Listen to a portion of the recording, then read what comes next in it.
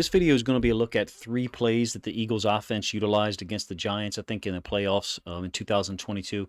Now, this is not a mistake. This is actually a Bengals play that you see first. I'm going to use this because I think it's a great view, number one, of the formation. I've been doing a lot of formation videos on my channel. I'm going to share a link up here in the top right corner in a moment for you to check out. This one's called Twin Slot A. Twin Slot A meaning the running back and the tight end is on the same side, hence the A designation. If the running back was on the opposite side, so let's say Joe Mixon's feet was over here to the field side, the offense is left, the top side of our screen, the running back and the tight end would then be on the opposite side of the formation. We would call that B. But in any case, twin slot A, 11 personnel. You do have a 5-1 look by the Ravens. They're utilizing Malik Harrison as a hybrid inside linebacker / outside linebacker to the boundary. He actually did a nice job of that at times in 2022, contrary to what a lot of people believe. In any case, it's a run formation, or run play, concept down to the boundary. Everybody's just pretty much base zoning. And Mixon makes a jump cut back into the C gap inside where the tight end is. Since the Ravens only have one inside linebacker, Josh Bynes on the field, or at least lined up at the second level inside linebacker, he's got to kind of respect the front side of this run. You can see he quickly redirects, but Chuck Clark, man, as a boundary side safety coming down, filling the gap. Inside the C-gap, him, Malik Harrison, able to shed it, be the first two guys to make contact. I think it's a 3-yard gain. It's a nice run concept to the boundary against a 5-1 look. Chuck Clark and Malik Harrison winning a block. Basically keep it to a short gain. Now, this is an Eagles video. I was using this play intentionally because it's a basic play. It's a downhill run play by the running back. Nice little cut back into the C-gap. Good job by Malik Harrison and Chuck Clark. Check out what the Eagles do. To compare the Eagles offense to so many people across the NFL from 2022, it's just fun to watch. It's just super fun to watch. Same formation, tight end running back into the boundary. Got a little RPO. I'm going to show you 2 RPOs here that the Eagles run. Basically the same play. Tight end's going to slip out into the flats. Quarterback, running back going to mesh. I think Jalen Hurts is reading the end man on the line of scrimmage here. I'm pointing that out to you because on the next variation of this play that I show you, I think he's going to be reading the inside backer. But in any case, this tight end is releasing up and then out into the flats. You have basically a screen pick by the number 1 receiver, Devonta Smith. Essentially, he's going to screen off this corner. Since the end man on the line of scrimmage doesn't respect the tight end at all, doesn't jam him, doesn't touch him, steps inside, easy read for Jalen Hurts. Keep it, throw it to the boundary, simple concept. Quick completion, corner stepped in with the number 1 receiver.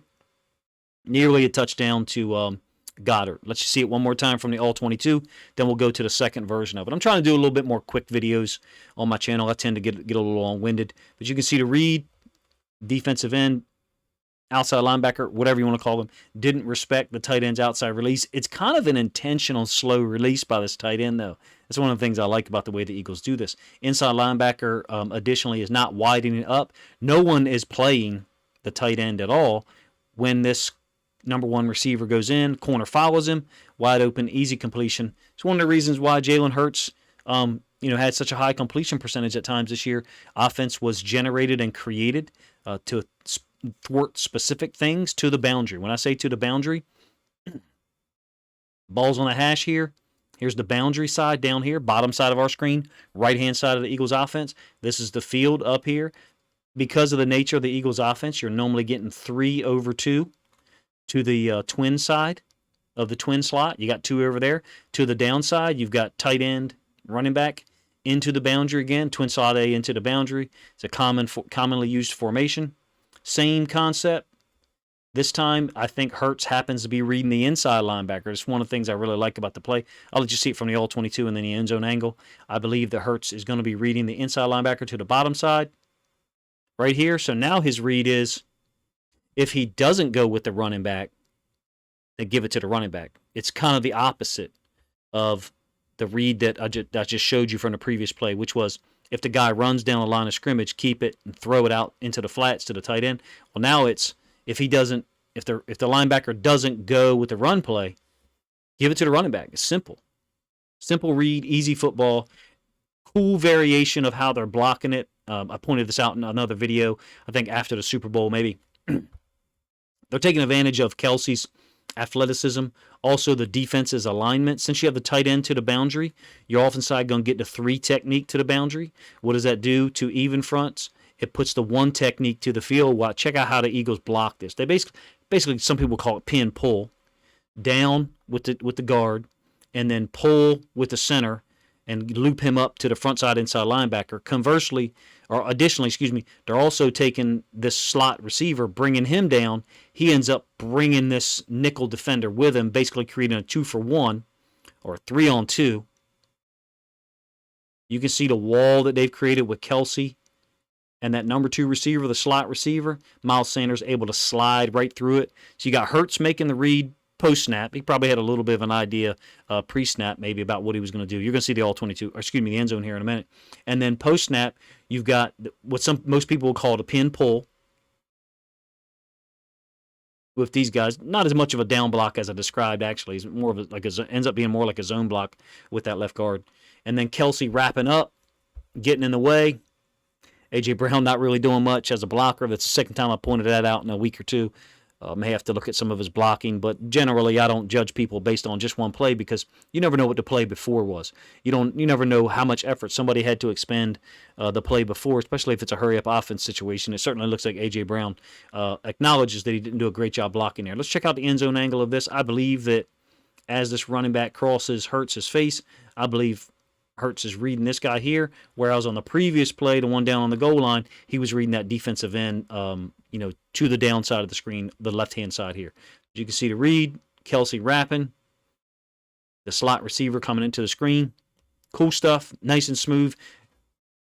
I'm not saying that the Bengals' initial play was limiting or wasn't as impressive.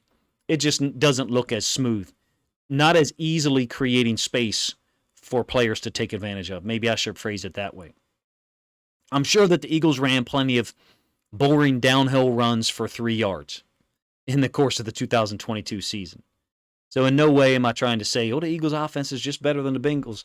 I guess what I'm pointing out, I was using it to illustrate the difference in this play and how the design of it is pretty intricate, if you ask me, utilizing player strengths, getting the tight end to release outside, which freezes this inside linebacker, so you're not getting as much backside pursuit. The front side inside linebackers getting walled off by Kelce and the slot receiver, along with the nickel defender. You can see they've kind of created a mess right here. And it ends up being a big gain for Miles Sanders. The Eagles did this consistently in 2022, created space for people through horizontal spacing, and then cool blocking techniques and reads for Jalen Hurts. I think they can recreate this in 2023, no problem, especially when Jalen Hurts can read, this guy on the first play that I showed you, this guy on the second play, and then I thought I saw some times where they were reading the defensive tackle, leaving that guy unblocked. But that's a topic for another video. I appreciate you guys checking out the video if you listen this long. Just a quick look at twin slot A as a formation. I did a longer video film study on Pro Twins A and B, which I'll link up here in the top right now. You guys are welcome to check it out if you wish. It's a 20-minute video talking about the formation Pro Twins A and Pro Twins B and how the Bengals utilize 11 personnel and Pro Twins to attack defenses horizontally and using Joe Burrow's pre-snap processing, pre-snap awareness to decide which direction to go with in the football and chew through defenses with a slew of 4, 5, 6, 7 yard gains in the pass game. Let me know what you guys think of some of these formation looks at NFL teams. Can't really show college video on the YouTube channel, but I can do it on Twitter, and I certainly will do so if you guys would like for me to. If you have any suggestions for how to improve my look at formations utilized in the NFL with NFL film, please let me know in the comments section. Appreciate you guys' time.